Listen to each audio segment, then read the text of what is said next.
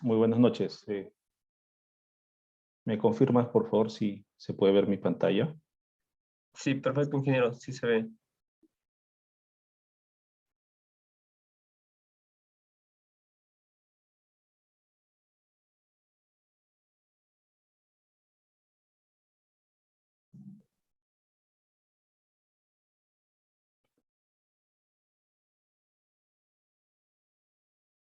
Ok.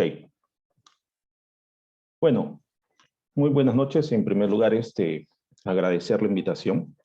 Agradecer la invitación de exalumnos que vienen organizándose en esta empresa de capacitación, entiendo, GESCONVIAL, y saludar la iniciativa, ¿no? La iniciativa de poder extender un poco los conocimientos que obtienen en pregrado y ya solicitar algunas exposiciones de experiencias, pues, ¿no? Porque ya ustedes necesitan también la teoría, cómo se da en la práctica, ¿no?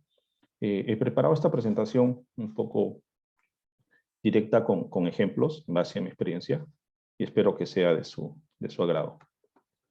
Bueno, vamos a tomar 4 puntos. Primero quiero explicarles qué es lo que es la autoridad competente. Es importante saber quién es la autoridad competente en todo lo que es gestión ambiental en el sector transportes. Vamos a hablar muy brevemente sobre el marco legal específico en el sector transportes. Vamos con ejemplos a explicarles cuáles son los principales aspectos a gestionar y vamos a tener unas conclusiones al final de la exposición. Bueno, como autoridad competente tenemos a la Dirección General de Asuntos Ambientales. Esta autoridad técnica es una autoridad técnica normativa, ¿no? A nivel nacional. Ellos se encargan de las certificaciones ambientales en el sector transportes, pero también tienen a su cargo la supervisión y fiscalización del cumplimiento de las normas y de los instrumentos de gestión ambiental. Es decir, que cuando ya se apruebe el instrumento de gestión ambiental, esta misma autoridad es la que podría fiscalizar. ¿Por qué es importante resaltar esto? Porque ya otros sectores han transferido estas funciones a la OEFA, ¿sí? La OEFA es quien supervisa y fiscaliza, pero a la fecha, en el sector transportes, la OEFA todavía no interviene, ¿ok? Entonces, es importante que tengan en cuenta que la supervisión y fiscalización aún sigue a cargo del Ministerio de Transportes a través de la Dirección General de Asuntos Ambientales. Pero también tenemos a SENACE, ¿no? SENACE, que es este organismo público técnico especializado, su tarea principal es revisar y aprobar los estudios de impacto ambiental detallados. Entonces ustedes dirán, profesor, pero me está poniendo al Ministerio de Transportes y a SENACE. Sí, en realidad en este sector vamos a tener, de acuerdo al tipo de proyecto, 2 autoridades competentes. ¿Por qué? Porque ya en el 2016, ¿sí? El sector transportes transfirió funciones a SENACE, ¿sí? Entonces ya transfirió las funciones, donde SENACE tiene que evaluar estudios de impacto ambiental detallados y modificaciones, ¿sí? Yo ahora les voy a recordar algunos que he visto, algunos conocidos por ahí, cuáles son esas modificaciones. También SENACE ya administra el Registro Nacional de Consultoras Ambientales, o sea, cualquier consultora que quiera hacer un estudio de impacto ambiental en sector transportes también ya tiene que estar inscrito en SENACE. Y tienen una plataforma de ventanilla única de certificación ambiental. ¿Ok? Entonces, ¿de qué va a depender si es SENACE o es el Ministerio de Transportes la autoridad ambiental competente? Va a depender de la categoría del instrumento de gestión ambiental. ¿Sí? Eso lo vamos a ver más adelante. ¿Qué otras autoridades están involucradas en este proceso de ejecución y evaluación de un estudio de impacto ambiental? ¿Ok? El Ministerio del Ambiente es el organismo rector y administrador, ¿sí? Las autoridades competentes, ya les dije, puede ser o SENACE o el Ministerio de Transportes, ¿sí? Tenemos los opinadores técnicos. Dentro de los opinadores técnicos tenemos los vinculantes, que vienen a ser la Autoridad Nacional del Agua, CERNAM, cuando aplique. O sea, normalmente puedes tener a lana, pero tu proyecto, si no pasa por un área natural protegida, CERNAM no estaría opinando. Todo eso va a depender del criterio de la autoridad competente. La autoridad competente es quien determina quiénes son estos opinadores técnicos. Hay opinadores técnicos no vinculantes, principalmente el Ministerio de Cultura, CERFOR, DICAPI, IMARPE, entre otros, ¿sí? Depende del criterio de la autoridad competente. Acá tenemos a SENACE, que es la autoridad, ¿no? que hemos mencionado. Los titulares o proponentes son los dueños del proyecto. Acá les voy a comentar algo, ¿no? El titular o proponente a veces confunden con la empresa contratista, ¿sí? La empresa contratista que va a ejecutar no necesariamente es el titular o proponente, ¿sí? Por ejemplo, en el Aeropuerto Internacional Chinchero se tiene contratistas. La contratista de obras principales necesita presentar su método técnico sustentatorio, pero lo tiene que hacer a nombre del Ministerio de Transportes, porque el titular del proyecto es el Ministerio de Transportes. ¿Ok? Entonces, eso es importante tener claro. Las empresas consultoras que tienen que estar registradas en SENACE como el Ministerio de Transportes y la sociedad civil organizada. ¿Ok? Vamos a hablar un poco del marco legal. El marco legal general está basado en la Ley del Sistema Nacional de Evaluación de Impacto Ambiental, que fue aprobado en 2001, y su reglamento, que fue aprobado en 2009. Pero, a pesar de que SENACE puede estar evaluando estudios de impacto ambiental detallados, es la Dirección General de Asuntos Ambientales quien genera las normas específicas del sector. Es decir, si SENACE quiere evaluar un EIA detallado, tiene que revisar las normas específicas. ¿Y cuáles son? El Decreto Supremo 004-2017 del MTC se aprobó el Reglamento de Protección Ambiental para el sector transportes. Ojo, miren la fecha, un año después de haberle transferido a SENACE. ¿Para qué se aprueban estas normas? Para generar la predictibilidad. ¿Sí? Se necesita la predictibilidad para evaluar. Entonces, este reglamento se establecieron varios aspectos para que SENACE también tenga en cuenta. ¿Y por qué norma el MTC? Porque sigue siendo el sector especializado. ¿Ok? Ya en el 2019, ¿sí? Se promulga el Decreto Supremo 008-2019, donde se modifica el Reglamento de Protección Ambiental para el sector de transportes. ¿Ok? Se modifica y se incluye las fichas técnicas y un concepto muy importante que se llama la clasificación anticipada. ¿Ok? Se establece un anexo donde están todas las actividades que ya, sin necesidad de hacer una evaluación preliminar, ya tienes la clasificación, si es un EIA detallado, semidetallado o una declaración de impacto ambiental. Sin embargo, después de aprobar esta modificatoria de reglamento, el Ministerio de Transportes promulga la Resolución Ministerial 1056-2019 MTC, donde se aprueban los términos de referencias para proyectos con características comunes o similares de competencia del sector de transportes que cuentan con clasificación anticipada del anexo 1 del reglamento, ¿sí? O sea, esta lista de proyectos que están en el anexo 1, ya el Ministerio desarrolló sus términos de referencia. ¿Qué se gana con esto? Tiempo, ¿sí? ¿Qué pasaba antes? Como tú no sabías si tu proyecto era categoría 1, categoría 2 o categoría 3, tenías que preparar tu evaluación preliminar. O sea, pasabas el primer filtro para que determine cuál es la categoría. Si era categoría 1 y 2, regresaba al sector. Si era categoría 3, se quedaba en SENACE. ¿Sí? Y ese tiempo es muy valioso para los proyectos de inversión. Con estos decretos, esta modificatoria, esta resolución, se ganó mucho la predictibilidad. Entonces te ahorraste mucho tiempo y ya tú sabes que estás presentando un EIA detallado y presentas directamente al SENACE. O tú ya sabes que le corresponde un EIA semidetallado y presentas al Ministerio de Transportes tu instrumento de gestión ambiental que necesitas evaluar. ¿Ok? Otro aspecto que era necesario precisar era el concepto de los informes técnicos sustentatorios. Entonces, el Ministerio de Transportes, mediante resolución ministerial 0036-2020, ¿sí? Dispone que el titular del proyecto de inversión y o actividades del curso del sector transportes es el responsable de fundamentar mediante el informe técnico sustentatorio que las modificaciones, ampliaciones y o mejoras tecnológicas a los proyectos de inversión que cuenten con certificación ambiental vigente generarían impactos ambientales no significativos. Ahora vamos a precisar eso. ¿Ok? Conclusión. Así es el proyecto sea un E detallado, SENACE tiene que revisar la normativa sectorial. ¿Ok? Y acá explicamos un poco la caracterización del estudio ambiental, ¿no? Pueden ser categoría 1, categoría 2, categoría 3.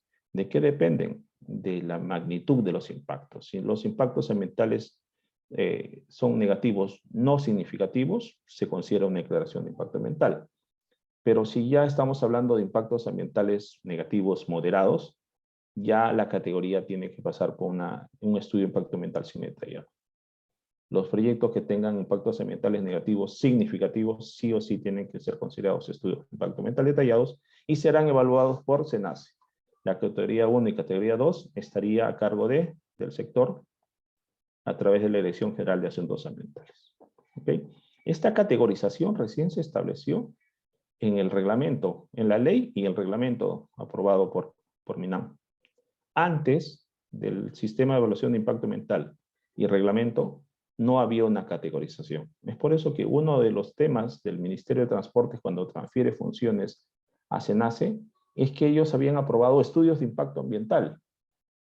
Y el titular del proyecto necesitaba que se pronuncie el MTC y el SENACE cuál era la categoría de su estudio de impacto ambiental. Muchos trataban de sustentar que el estudio de impacto ambiental que les había aprobado era de categoría 1 o categoría 2. ¿Por qué? Porque las modificaciones y actualizaciones pasaban al sector. Los que eran categoría 3 tenían que pasar a SENACE. ¿Por qué preferían el sector? ¿Por qué prefieren a SENACE? Es por la complejidad de la evaluación. ¿Ok? Este es un informe técnico sustentatorio. ¿Cuándo se dan los informes técnicos sustentatorios? Cuando ya el proyecto tiene un instrumento de gestión ambiental aprobado, ¿sí? Todo proyecto, muchos de los proyectos van a generar cambios en su diseño inicial, en el diseño que está declarado en el IGA, en el instrumento de gestión ambiental, ¿sí? ¿Ok? Para que no se pierdan, IGA puede ser día, ella semi-detallado o ella detallado, ¿ok? Entonces, cuando tú haces un cambio, ¿sí? Que genere un impacto no significativo, la normativa te dice, oye, preséntame un informe técnico sustentatorio, ¿sí? Yo quiero que tú me presentes previamente, una reunión previa. Yo te digo que sí, es cierto, ¿sí? Y entonces empiezo la evaluación y rápidamente doy mi respuesta y te aprobaría los cambios que se están generando. Pero hablar de informe técnico sustentatorio era muy general, ¿sí? Muy general y no se aterrizaba, entonces había muchas consultas preliminares con la autoridad. Es por eso que SENACE le dice, oye MTC, regúlame bien el concepto de informe técnico sustentatorio. Y lo hace mediante la resolución ministerial.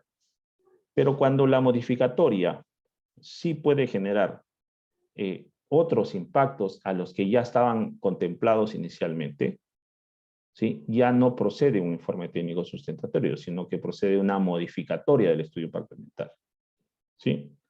Por ejemplo, si tú quieres cambiar una planta de asfalto y la nueva ubicación involucra una nueva comunidad campesina, definitivamente estás cambiando el área de influencia, por lo cual tienes que solicitar una modificación al estudio de impacto ambiental y la modificación, a diferencia del ITS, sí contempla lo que es la participación ciudadana. ¿Ok? Entonces, la participación ciudadana se involucra en las modificaciones. ¿Qué es lo que tú tienes que controlar en tu proyecto? Que los cambios se den máximo con ITS, porque una modificatoria muy probablemente puede paralizar tu proyecto, que ya estarías iniciando la ejecución, y ampliando compromisos sociales. ¿Ok? Entonces, eso se debe tener en cuenta. ¿Qué reglamentó el Ministerio de Transportes en estas resoluciones? ¿Sí? El concepto de clasificación anticipada, ¿no? ¿Qué significa la clasificación anticipada? Que previamente ya se tiene definido qué categoría le corresponde a tu proyecto, ¿sí? tú puedes tener un puente peatonal y en ese anexo 1 dice, si el puente peatonal es de tales características, preséntame una declaración de impacto ambiental, con lo cual lo reviso yo, Ministerio de Transportes. O si voy a hacer un puente ya vehicular que cruza una gran avenida, entonces la clasificación anticipada te dice, de estas características, te correspondería un estudio de impacto ambiental semi-detallado. Ya no pierdes tiempo de enviar a SENACE, que evalúe, te diga cuál es la categoría, regrese y recién presentar el estudio. No, ya directamente presentas el Ministerio de Transportes. O si vas a construir un aeropuerto internacional, ¿sí? Desde cero, ya SENACE, la clasificación anticipada te dice, oye, ese proyecto le corresponde a un EIA detallado, anda directamente a SENACE. ¿Qué pasa con los proyectos que no se encuentran en estas tipologías? ¿Sí? Son tipologías muy generales, tú tienes que ver en cuál de esas calza. Ahí sí tienes que continuar con la evaluación preliminar, ¿sí? Evaluación preliminar presentas a SENACE porque ya le transfirieron las funciones, y si va con propuesta de que tu proyecto es una declaración de impacto ambiental, ese va constituye la certificación ambiental. O sea, si tu proyecto no calza en ninguna de la lista de la clasificación anticipada, tú podrías sustentar que le corresponde un día. ¿Sí? Obviamente que la autoridad lo decidirá. Si la autoridad dice, ok, tienes razón, es un día, inmediatamente te certifica. O si tú ya sabes que a pesar de que no está en la lista, tu proyecto va a ser un EIA semidetallado o un EIA detallado, tú presentas con ese BAC una propuesta de términos de referencia y un plan de participación ciudadana. Si la autoridad determina que es un EIA semidetallado, te deriva con el Ministerio de Transportes. Y si es un EIA detallado, se queda con SENACE. ¿Ok? Miren, acá está el anexo 1 de la clasificación anticipada. Por ejemplo, mira, número 1, creación de carreteras de red vial nacional sin trazo existente. Si tú vas a ser parte de una carretera sin trazo existente y pertenece a la red vial nacional, ella detallado, anda de frente a SENACE. ¿Ok? Ahora, miren otro, ¿ah? Mejoramiento de infraestructura vial interurbana, ¿sí? Vas a mejorar la red vial nacional, que incluye trazo nuevo y que se ubique dentro de áreas naturales protegidas, zonas de amortiguamiento o áreas de conservación regional, o que se intervengan humedales, bosque madure, bosque relicto, lomas o sitios Ramsar. O sea, si tu proyecto contiene alguna de esas características, directamente te vas a SENACE. ¿Ok? 3. Mejoramiento de infraestructura vial interurbana, red vial nacional, que incluye nuevo trazo mayor a 15 kilómetros. Si tu proyecto es mayor a 15 kilómetros, ¿sí? Y es un trazo nuevo, tiene que ir a un EIA detallado. Vamos a ver cuándo ya considera un EIA semidetallado, que lo evaluaría el mismo Ministerio de Transportes. Mejoramiento de infraestructura vial interurbana, red vial nacional, que incluye nuevo trazo menor o igual a 15 kilómetros. O sea, si tu proyecto es menor a 15 kilómetros, pero que esto se ubique fuera, o sea, que no se encuentre en áreas naturales protegidas, zona de amortiguamiento, áreas de conservación regional, humedales, bosque, lomas, sitios Ramsar. Si tu proyecto no está, entonces es un EIA semidetallado. ¿Ok? Creación de vías de evitamiento, lo consideran como un EIA semidetallado. ¿Ok? ¿Cuál mira, por ejemplo, a cuál consideran un día? El punto 9, creación de infraestructura vial interurbana, red vial departamental, menor o igual a 5 kilómetros. ¿Ves? Red vial departamental, ya no es red vial nacional, ¿ah? ¿Sí? Fuera de áreas naturales protegidas, zona de amortiguamiento, áreas de conservación, así como fuera de humedales, bosque maduro, etc. Entonces, una carretera departamental menor a 5 kilómetros, que no esté dentro de ninguna de estas áreas sensibles, es considerado una declaración de impacto ambiental. ¿Sí? Y ahí viene una lista. Vamos a revisar los últimos, que es la 25. Mejoramiento de las condiciones de navegabilidad del río con dragado. Si ya consideras el mejoramiento de condiciones de navegabilidad con dragado, ella detallado. Te vas a SENACE. ¿Ok? Miren, construcción de un vertedero fluvial donde se realice actividades de transporte de pasajeros cuya longitud del muelle es menor o igual a 60 metros, o una declaración de impacto ambiental.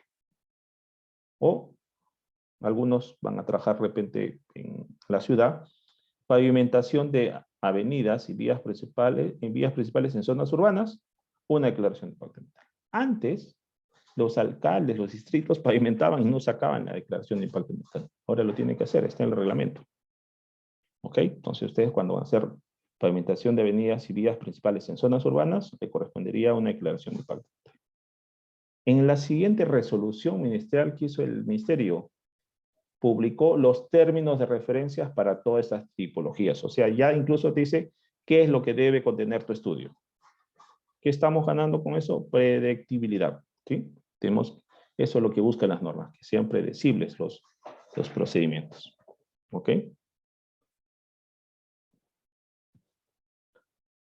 ¿Qué pasó con la resolución ministerial 036-2020? Se dio la necesidad que muchas empresas iban a SENACE y querían pasar como ITS algunos cambios, y el SENACE decía, mandaba opinión técnica al MTC, el MTC regresaba, entonces le dijeron, oye, ¿sabes qué? Reglaméntame esto, dime cuáles los supuestos en los cuales sí corresponde un ITS. Y miren, los supuestos son interesantes, ¿ah? Dice, construcción, reemplazo o reubicación de áreas auxiliares dentro del área de influencia. O sea, si tú tenías vamos a ver, un depósito material excedente, ¿sí? Y ahora, cuando fuiste para ejecutar, el dueño no quiere negociar contigo y tienes que reubicar esa área auxiliar, ¿sí? Este depósito material excedente, tendrías que presentar un ITS, ¿sí? O la cantera que se había identificado normalmente, y esto suele ocurrir mucho, en la carretera Huánuco-Huallanca, cuando ganó la empresa china, un número ya, de 10 depósitos de material excedente, solamente 4 lograron permisos, 6 no lograron los permisos, con lo cual tuvieron que ubicar nuevamente 6. Entonces se tenía que realizar un informe técnico sustentatorio. O también cambias las canteras. A veces las canteras, los estudios, por eso es importante que desde los estudios las canteras ya tengan los permisos. Porque cuando van a canteras privadas o canteras de comunidades, si no llegan a un acuerdo, van a tener que buscar otra cantera. Y eso te va afectando en la ejecución de tu proyecto, ¿sí? Entonces, si tú vas a cambiar depósito de material excedente, donde vas a depositar todo el material excedente de la obra, si vas a cambiar de ubicación la cantera, la planta de asfalto, el campamento, el patio de máquinas, la planta de chacado o el polvorín, donde se almacenan los explosivos, tienes que presentar un ITS. ¿Cuál es el otro supuesto? Mejoras tecnológicas que no impliquen reemplazo de equipos por obsolescencia o eficiencia que hayan sido consideradas en el estudio ambiental aprobado, ¿no? Tú quieres hacer una mejora tecnológica de procedimientos constructivos, ¿no? Ibas a hacer una excavación a zanja abierta y ahora quieres hacer una perforación dirigida. Entonces, como estás cambiando el procedimiento, no es lo mismo. Es más, a zanja abierta se generaría mayor impacto, ahora estás teniendo una máquina que puede hacer perforación dirigida. Tendrías que presentar un informe técnico sustentatorio. Miren el tercero. Ampliación de depósito material excedente y canteras. De repente, recuerden que el tema de movimiento de tierras es un estimado. Cuando tú estás recién en ejecución, te faltó el volumen, ¿no? Generaste mayor volumen a lo que tú esperabas, entonces tienes que ampliar el depósito de material excedente. Tendrías que presentar un informe técnico sustentatorio. O te faltó material de cantera, necesitas explotar mayor área. Esto es importante porque si tú consideras estos supuestos desde la elaboración del estudio de impacto ambiental, ya los ingenieros que están haciendo el diseño dirán, oye, para no retrasar el proyecto de la ejecución, si tú me dices que necesitas un depósito material excedente de 100, vamos a solicitar el permiso de 120. ¿Sí? La cosa que si yo en la ejecución requiero más área, estoy autorizado. Y si requiero menos área, no hay ningún problema, genero menos impacto, ¿no? Entonces ya uno tiene que ir pensando, porque aunque ustedes no lo crean, estos permisitos te pueden paralizar la ejecución. ¿Por qué? Porque mientras no tengas el informe técnico sustentatorio, no vas a poder cambiar tu planta de chancado, ¿sí? Ahora, recuerden un tema acá, que la autoridad puede visitar a campo para verificar que la modificación no haya sido ejecutada. No tengo no veo mi mouse. Bueno, o sea, ¿qué quiere decir?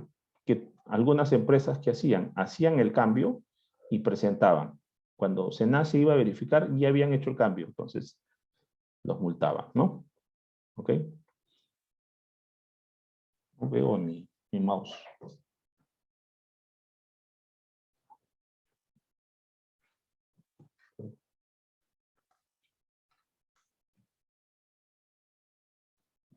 Mira mi mouse.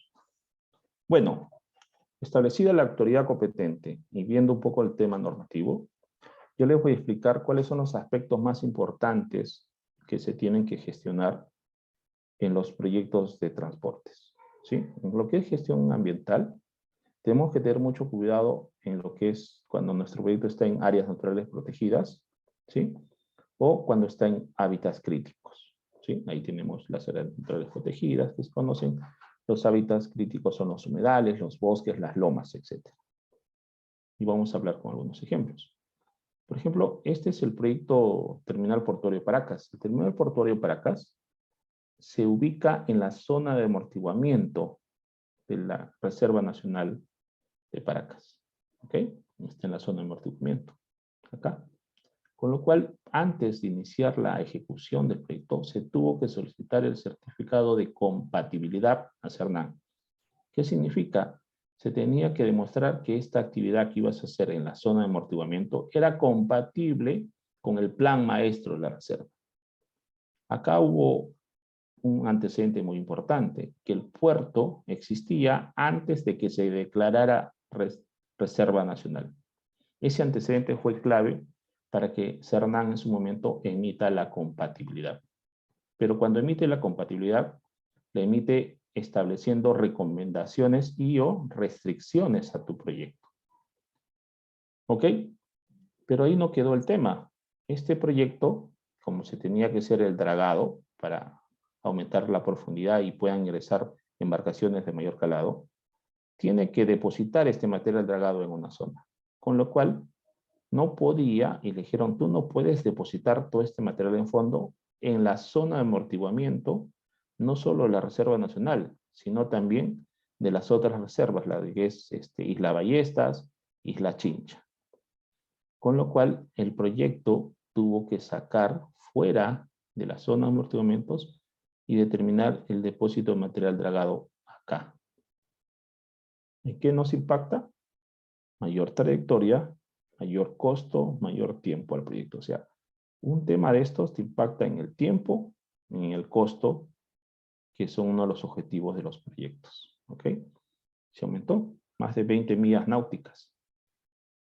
Cuando en el Callao solamente tú trasladas 5 millas. Y si no me equivoco, en Salaberry también, donde se draga casi todos los años, a 5 millas tú puedes depositar el material dragado. Acá te fuiste a más de 20 millas náuticas. ¿Ok? ¿Ven? Como las áreas naturales protegidas, ¿sí se puede hacer el proyecto? Sí, claro que sí. Y ahí está. No es que el proyecto no se hizo. Se trabajó, ¿no? Y prácticamente ya se entregó las dos fases. Complementariamente se tuvo que trabajar con el jefe de la reserva, con la reserva como tal, y con el área de influencia que principalmente está asociada al turismo, ¿no? ¿Ok? También tenemos carreteras, como esta es la IRSA Sur Tramo 1, que cruza la Reserva Nacional de Pampa Galeras, ¿ok? Donde solamente van a ver zona de vicuñas, una señalización. Sin embargo, en Pampa Galeras o en la otra reserva que es Salinas y Aguada Blanca, ya existen los antecedentes de atropello de vicuñas. Yo trabajé, antes que se concesione esta carretera, se hizo una evaluación ex post.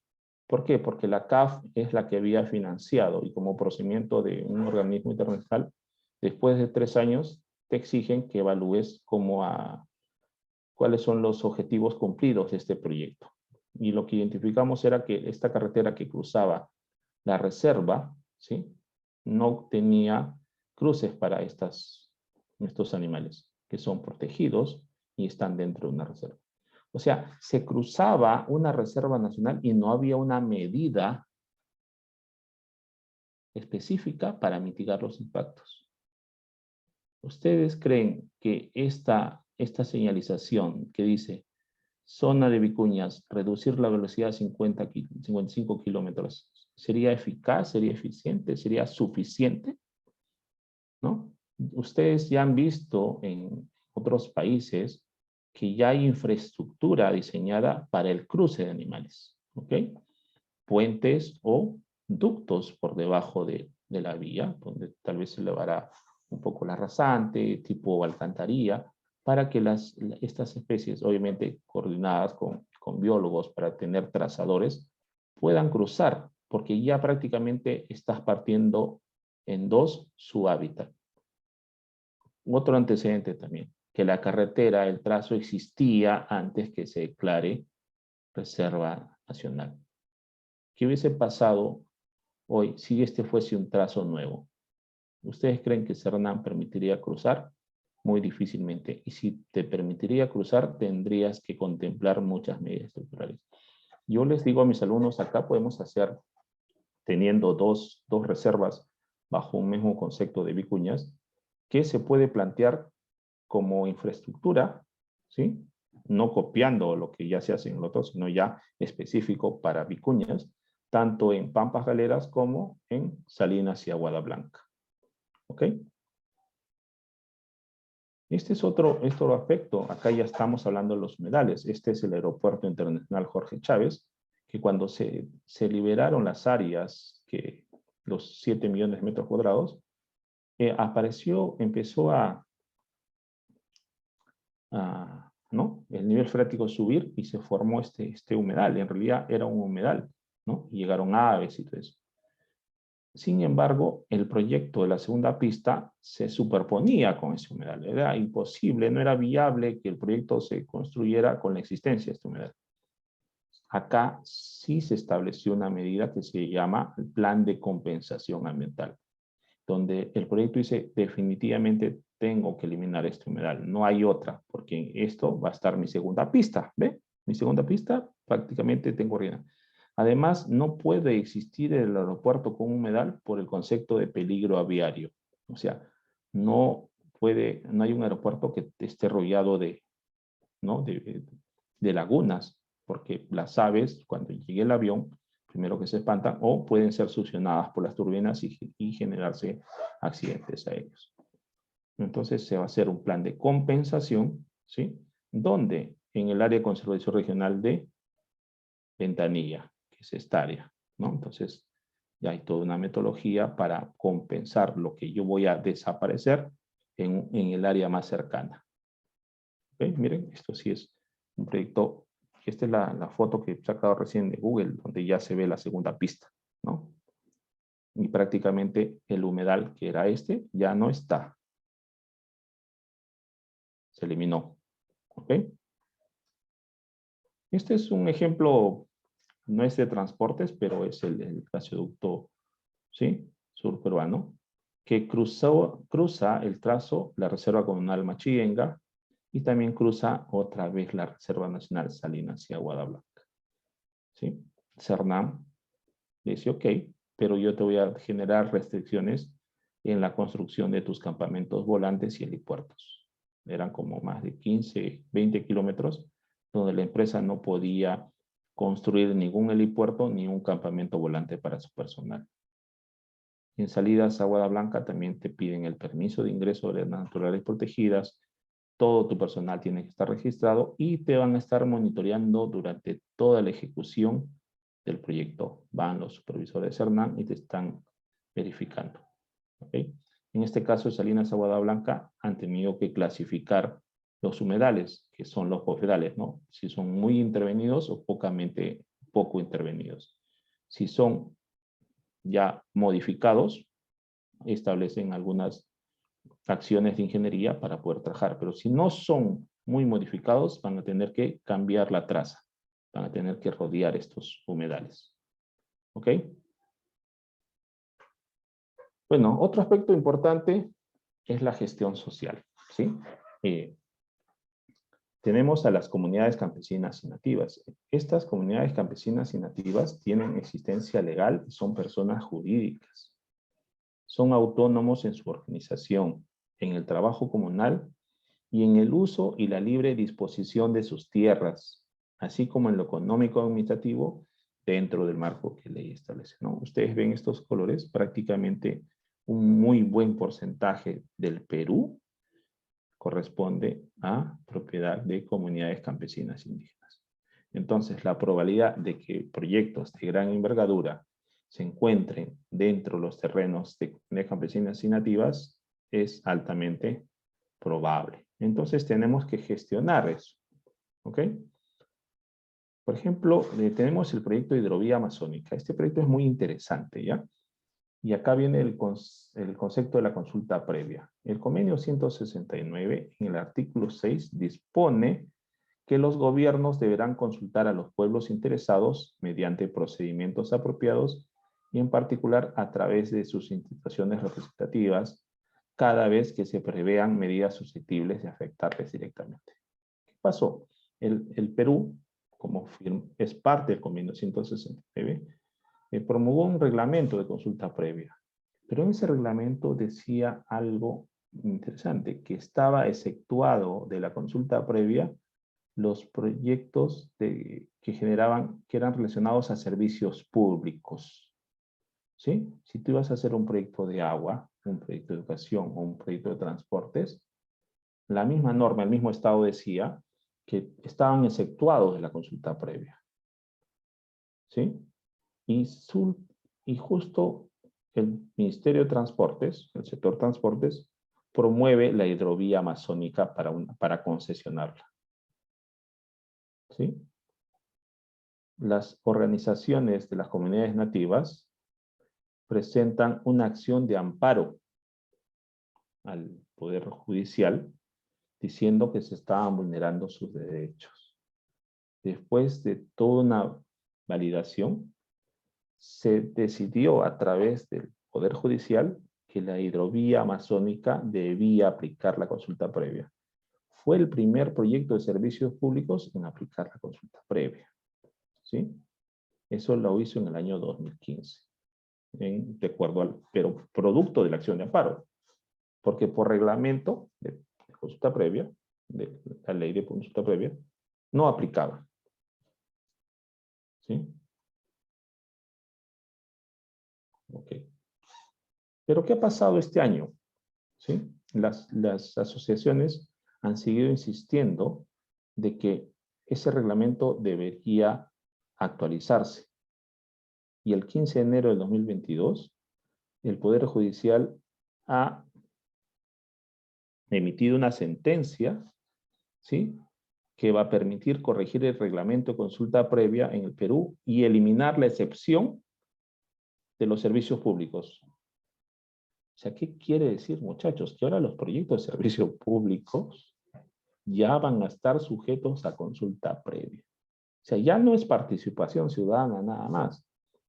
Tenemos la línea de transmisión Moyobamba, Iquitos, ¿sí?, que no tenía consulta previa, y creo que incluso va a ser con efecto retroactivo. O sea, ese proyecto prácticamente se tendría que paralizar hasta que no se ejecute la consulta previa. ¿Ok? En esta consulta previa de la hidrovía amazónica se generaron más de 70 acuerdos multisectoriales. Uno de los acuerdos fue incluso que ellos solicitaron incluir muchos aspectos en los términos de referencia del estudio de impacto ambiental que se iba a presentar a SENACE. O sea, ya incluso influyeron en los términos de referencia. Y otros compromisos en salud y educación. ¿Ok? Entonces, este proyecto, a la fecha, está paralizado el estudio de impacto ambiental. La empresa concesionaria se ha desistido del estudio de impacto ambiental. Ellos aducen porque faltan los estudios toxicológicos del material de fondo que se va a dragar, ¿sí?, que es responsable de MTC. Pero ya había nuevamente las comunidades que consideraban que habían comunidades que no habían sido contempladas en la consulta previa. Entonces, te estaban obligando a retrotraer la consulta previa porque ya estabas en la fase de elaboración del impacto ambiental. ¿Ok?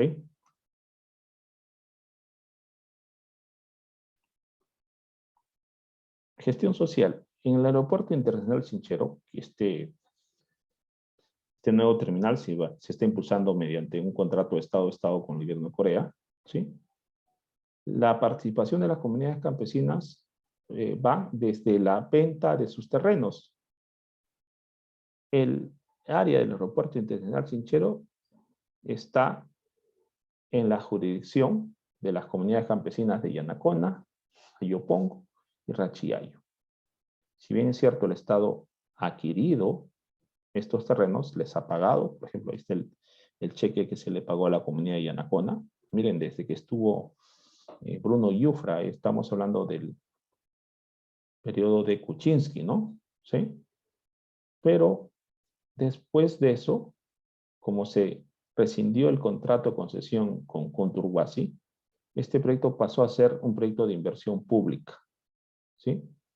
Y este proyecto de inversión pública tiene una característica muy especial, que no está en el estudio de impacto ambiental, pero sí en el contrato de las empresas, donde se han establecido compromisos de mano de obra y compras locales. Quiere decir que hay el 15% de mano de obra debe venir de las comunidades del área de influencia directa.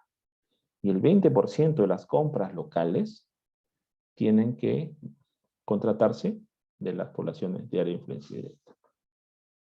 Ustedes ven ahí el monto, son 118 millones que han recibido las comunidades.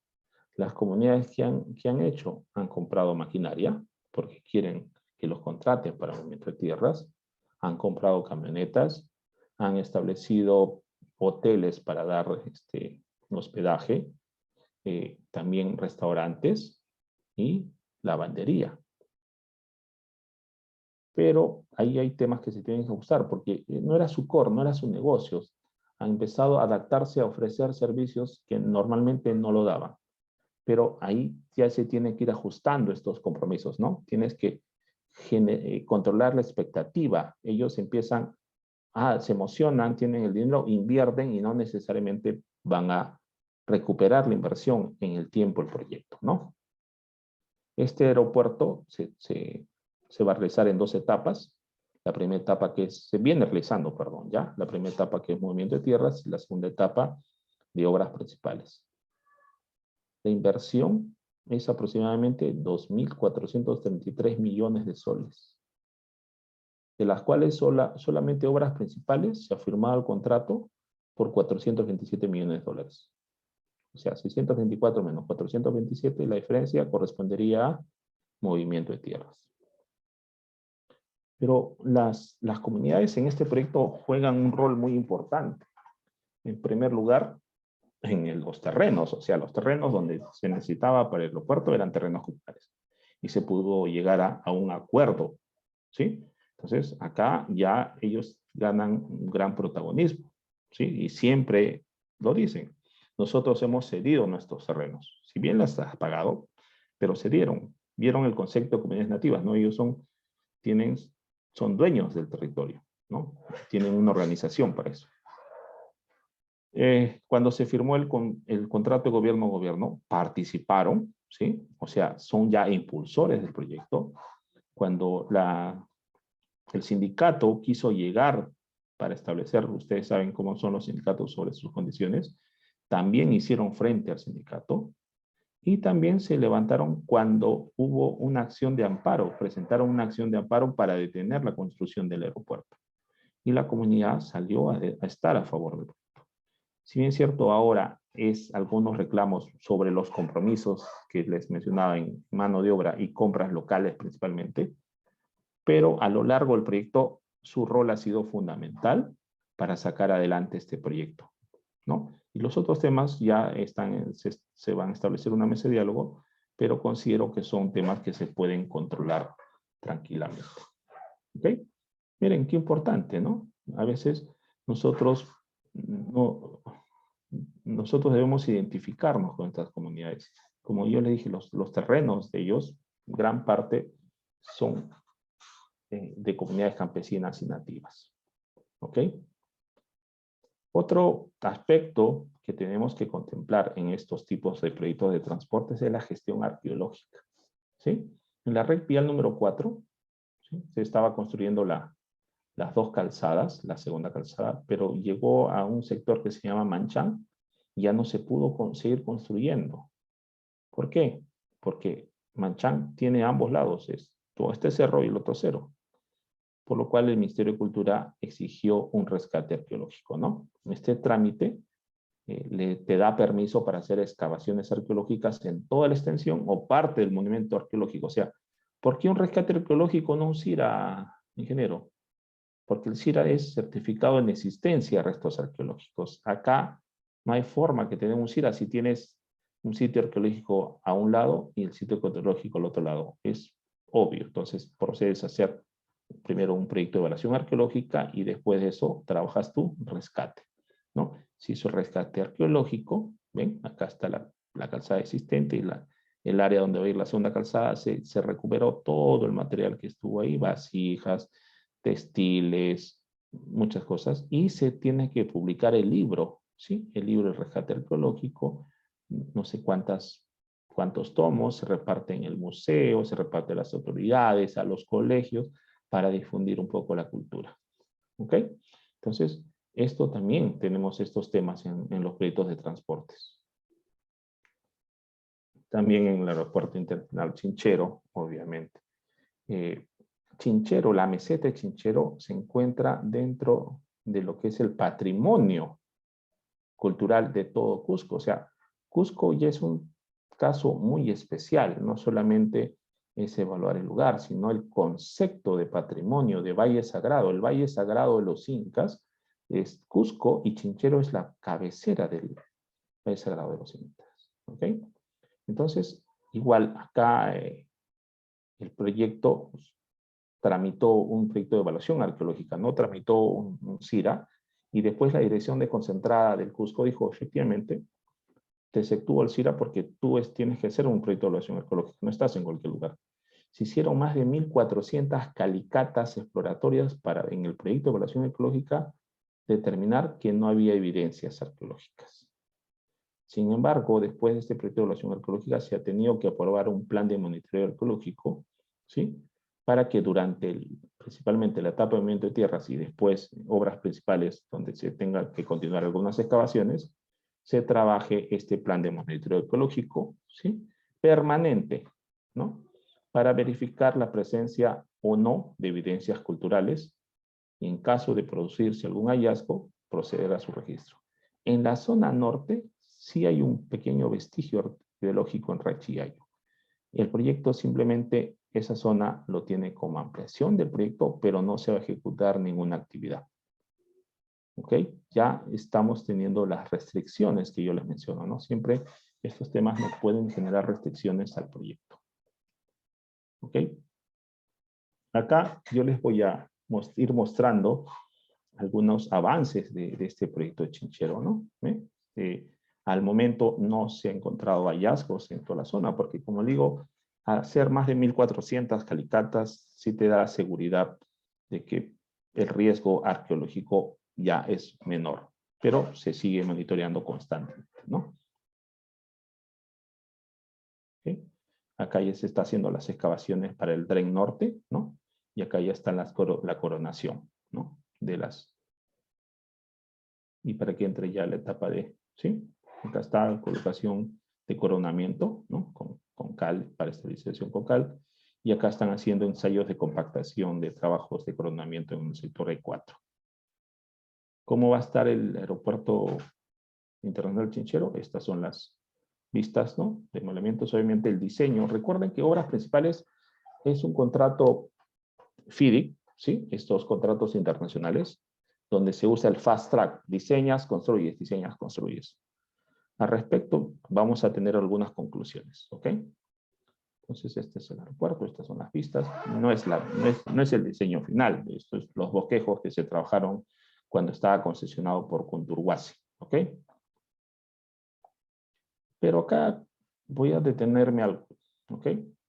Nosotros, como ingenieros, nos encanta mucho el diseño, la pista, el movimiento de tierras, pero tenemos que ver el entorno, ¿sí? Hoy en día, si vemos la demografía, existe un aeropuerto internacional que es el Aeropuerto Internacional Velasco Astete, Cusco. En Cusco, donde está funcionando el actual aeropuerto, la proporción, ¿sí?, de población entre urbana y rural es de 98-2. O sea, 98% urbana, 2% rural. Hoy en día, el lugar de Chinchero, donde se está construyendo un aeropuerto 4 veces más grande que el actual, ¿sí?, la proporción es 72% rural a 28% urbano.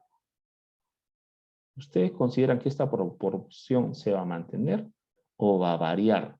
Como un proyecto emblemático como el aeropuerto de Chinchero va a generar cambios que son ya impactos indirectos positivos o también por ahí algunos negativos sobre el entorno. ¿Ok?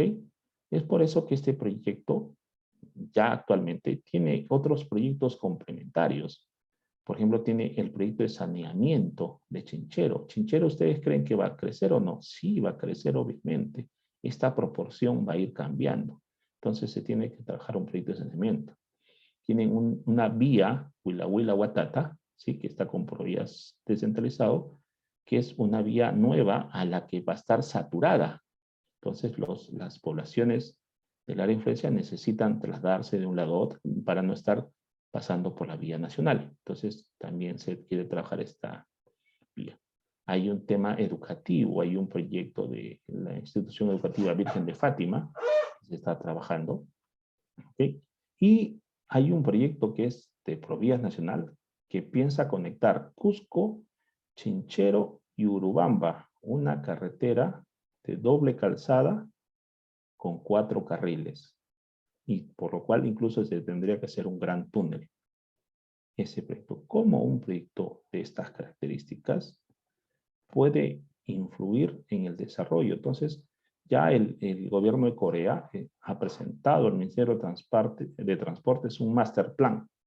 En este master plan proponen aspectos de desarrollo al entorno del aeropuerto, propuesta de desarrollo a nivel regional, para que este crecimiento, que era con un solo centro, que es Cusco, ahora sea binuclear, porque con la presencia del nuevo aeropuerto, este desarrollo va a ser binuclear y con repercusión en Urubamba, que está en el mismo Valle Sagrado.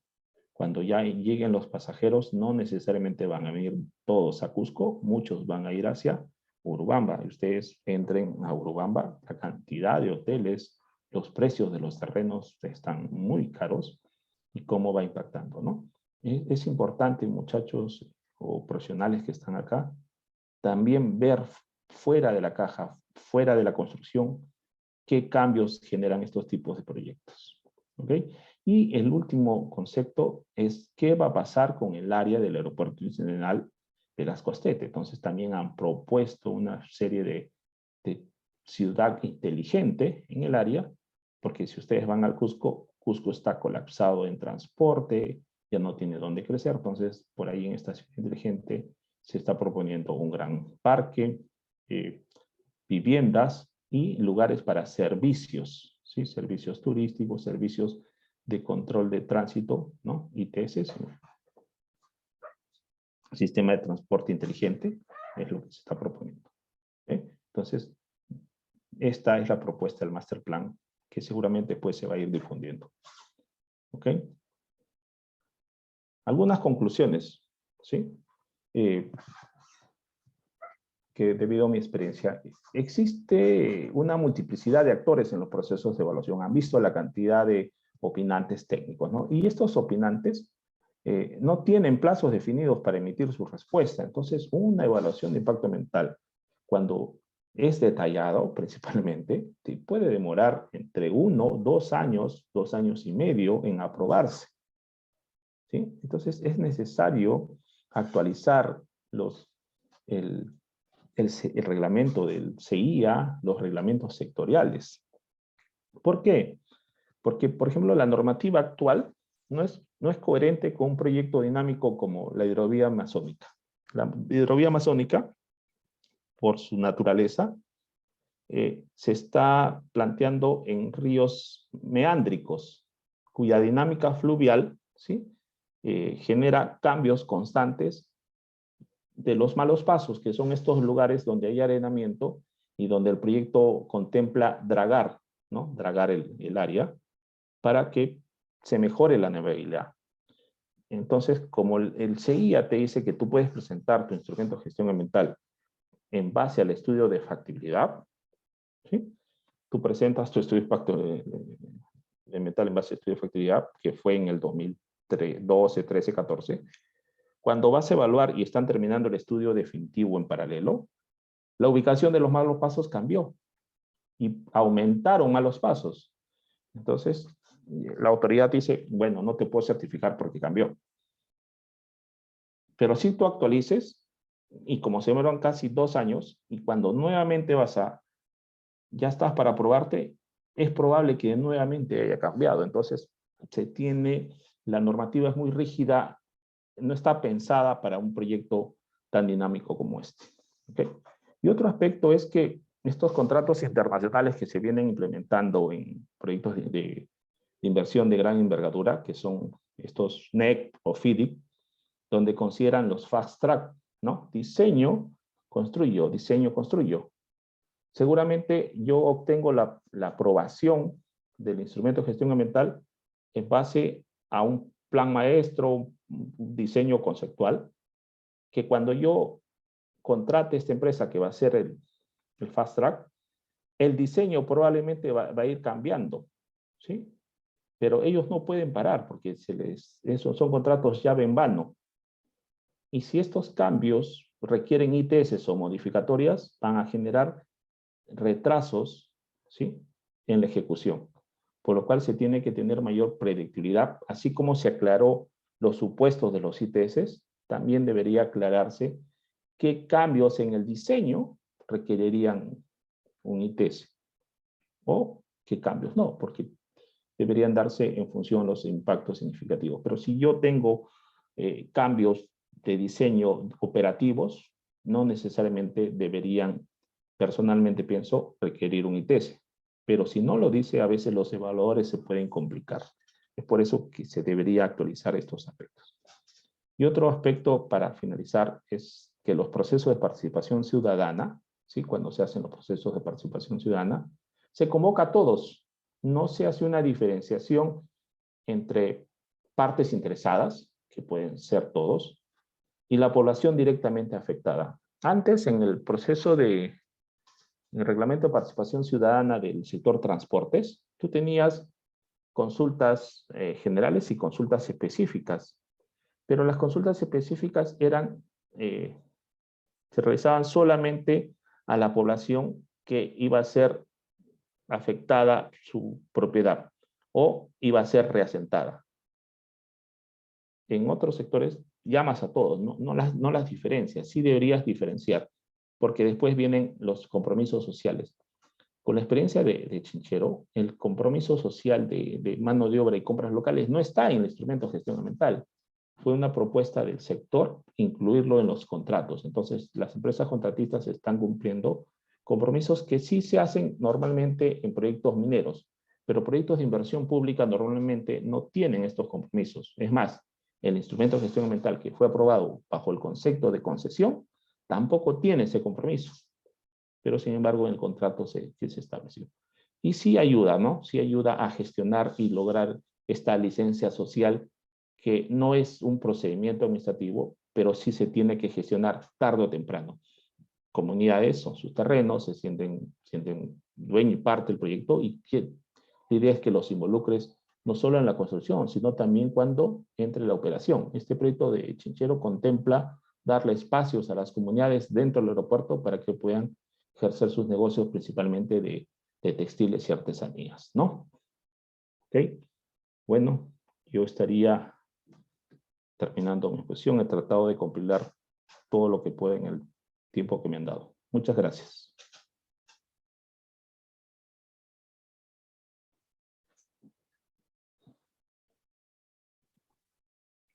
Muchas gracias, ingeniero, por su presentación. Hemos recibido algunas preguntas de los participantes. De igual forma, a los que aún no han dejado su pregunta en el chat, pueden dejarla.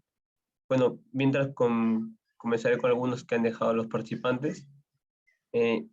Indican, ingeniero, buenas noches. ¿Qué porcentaje del presupuesto de un proyecto es destinado para la gestión ambiental antes de ponerse en ejecución? ¿Y qué factores determinan si será mayor o menor este porcentaje? Bueno, es relativo, ¿no? Normalmente en la ejecución, la gestión ambiental pasa a la gerencia de seguridad, salud y medio ambiente, ¿no?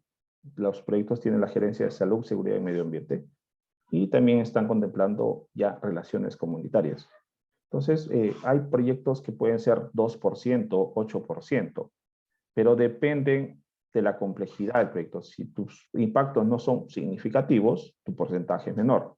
Pero si tus impactos son significativos y requieren grandes medidas de mitigación, ¿cuánto creen, por ejemplo, que le estará costando al LAP el plan de compensación ambiental del humedal del aeropuerto? ¿Me entienden? O sea, si yo tengo un plan de compensación, me sale el presupuesto es mayor. Pero si no tengo ese plan de compensación, mi presupuesto es menor. Va a depender de cada caso.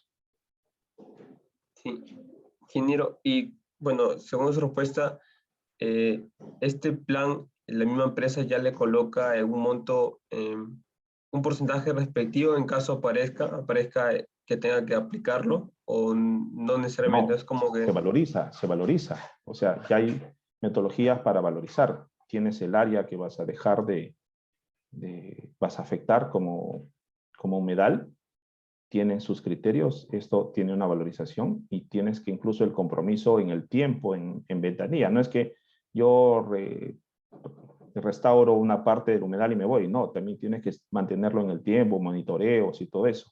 O sea, se calculan los presupuestos. Ya lo trabajarán los biólogos principalmente, ¿no? Ok, ingeniero, está bien. Aquí hay otra pregunta. Ingeniero, usted ha comentado acerca de la hidrovía amazónica, que aparecieron nuevas comunidades. Preguntan si estas finalmente fueron incluidas en la consulta previa o ya no vendría el caso en su intervención. Creo que no sé si sigo a responder. Sí. Ok. Lo que pasa es que la hidrovía amazónica trabajó en la consulta previa, fue el primer proyecto de servicio público que contempló la consulta previa.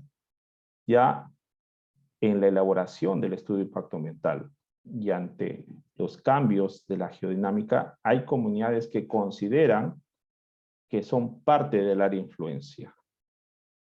Pero la empresa dice, no, tú eres área de influencia indirecta. Entonces, es un tema conceptual de que la consulta previa todavía no define si tú vas a trabajar con comunidades del área de influencia directa o tendrías que considerar las comunidades del área de influencia indirecta. O sea, si vamos a las comunidades del área de influencia indirecta, el área se extiende tremendamente. ¿Por qué? Porque tú vas a tener un río tributario al río Marañón, porque todos van a conectarse al río Marañón, y aguas arriba del río Marañón, de ese tributario vas a tener una cantidad de comunidades que incluso que la comunidad que está en la frontera con Ecuador tendría que ser parte del área de influencia indirecta, ¿me entiendes? Entonces, tienes que tener unas acotaciones, porque esto se volvería inmanejable. Y recuerden que igual que esa hidrovía es un proyecto cofinanciado, que al final todo eso encarece al proyecto y lo pasaría a ser un proyecto inviable, ¿sí?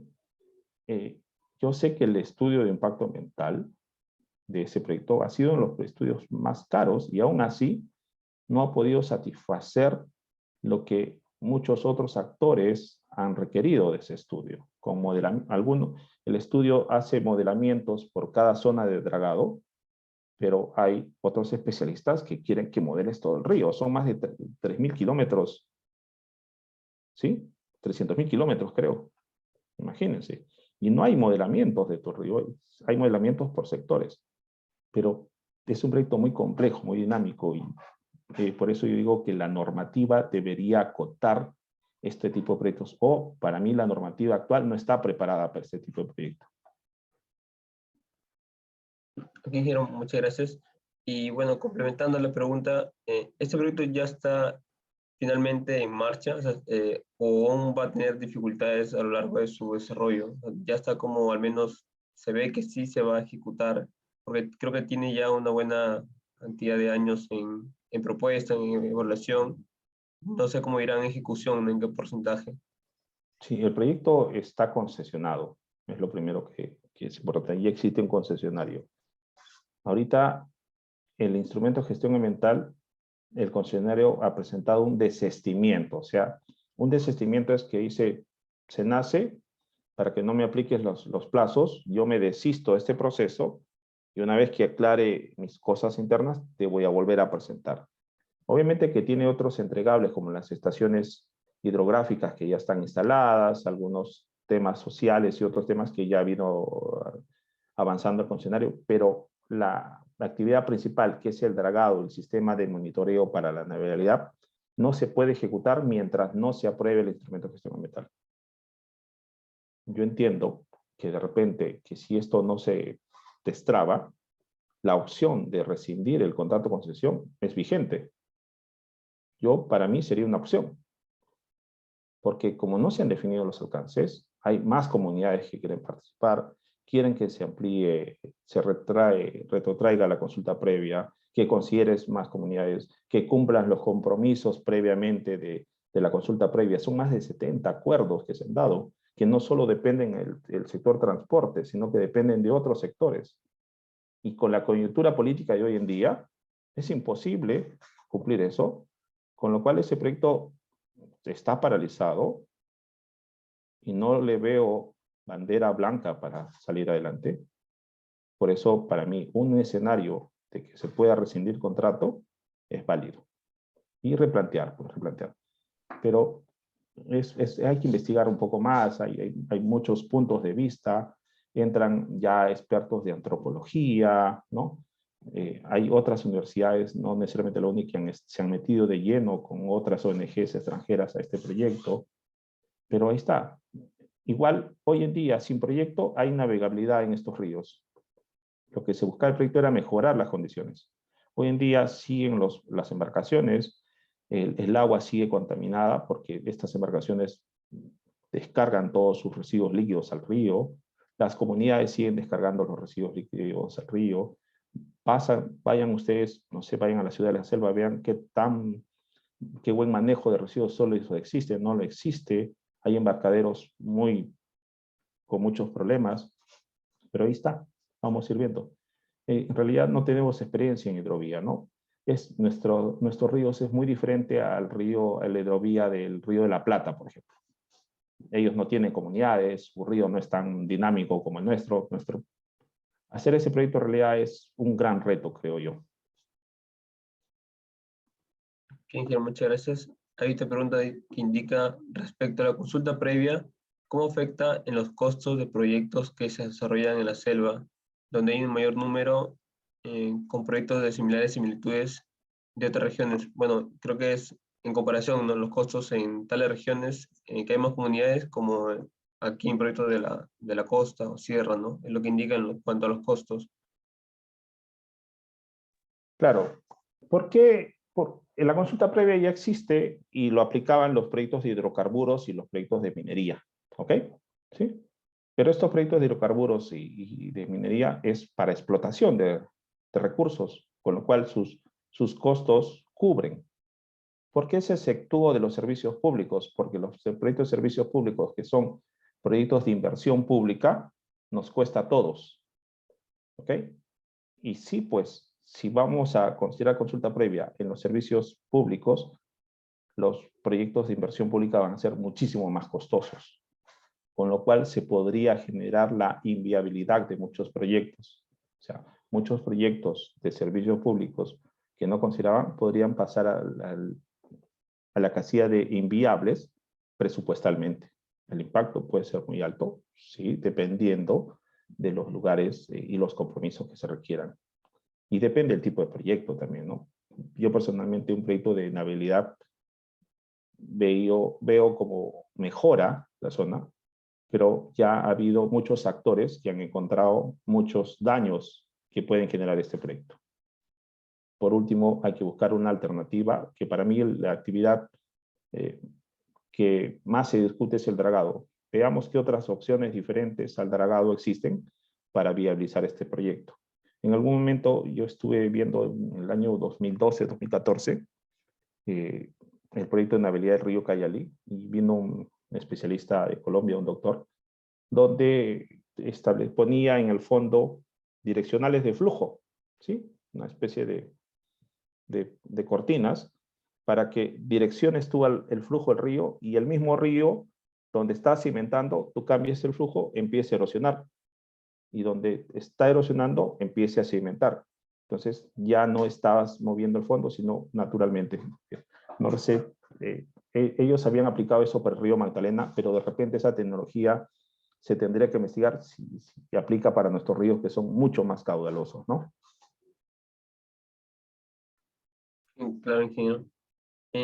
Otra pregunta es respecto al proyecto Chinchero, ingeniero. Bueno, consultan cuándo se pondrá a disposición y, como comentó, qué actividades se realizarían al término de ese proyecto en cuanto a la gestión ambiental, de ponerla en ejecución, entiendo. Ok, este proyecto de gobierno estima entrar en operación a finales de 2025.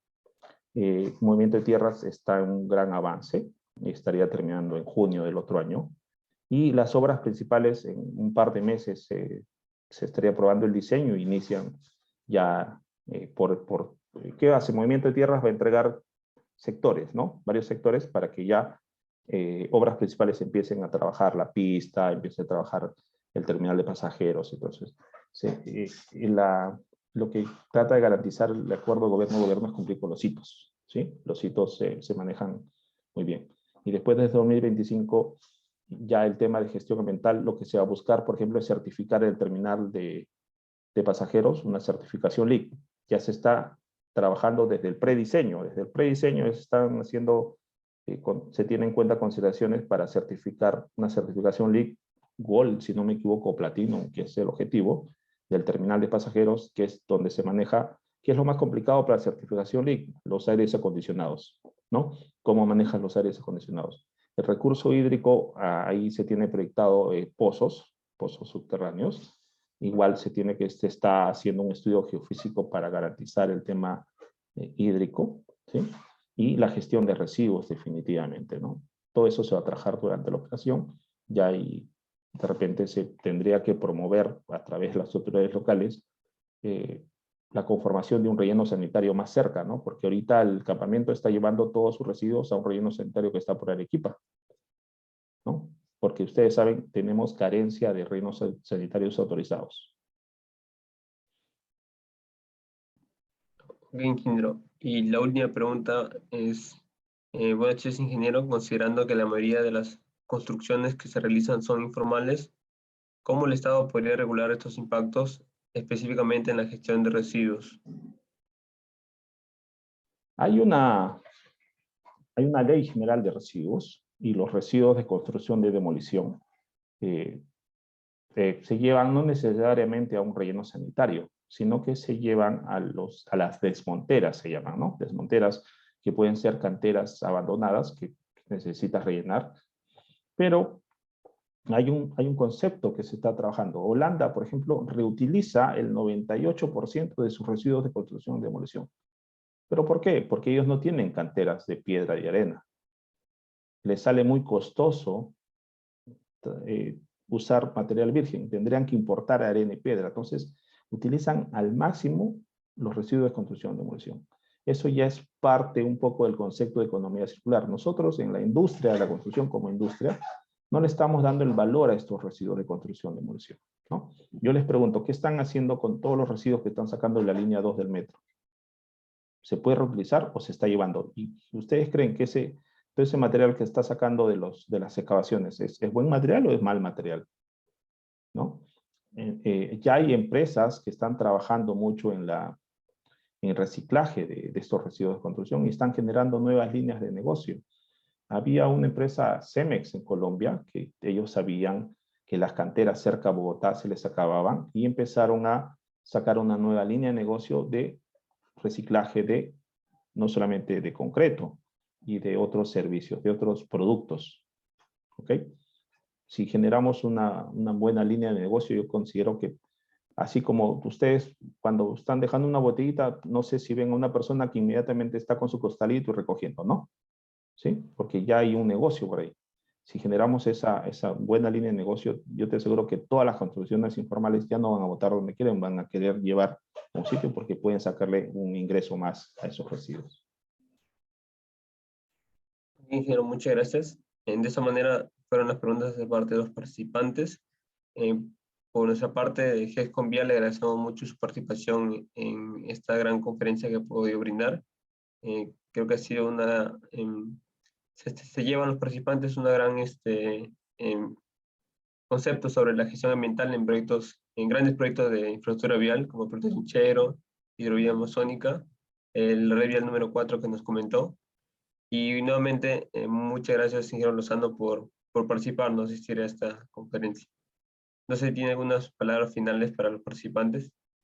Bueno, no, muchas gracias por la invitación y qué grato ver a exalumnos que ya han estado conmigo y igual saben que siempre puedo estar dispuesto para poder poner un granito de arena en continuar con la formación de ustedes, ¿no? Muchas gracias a todos y todas.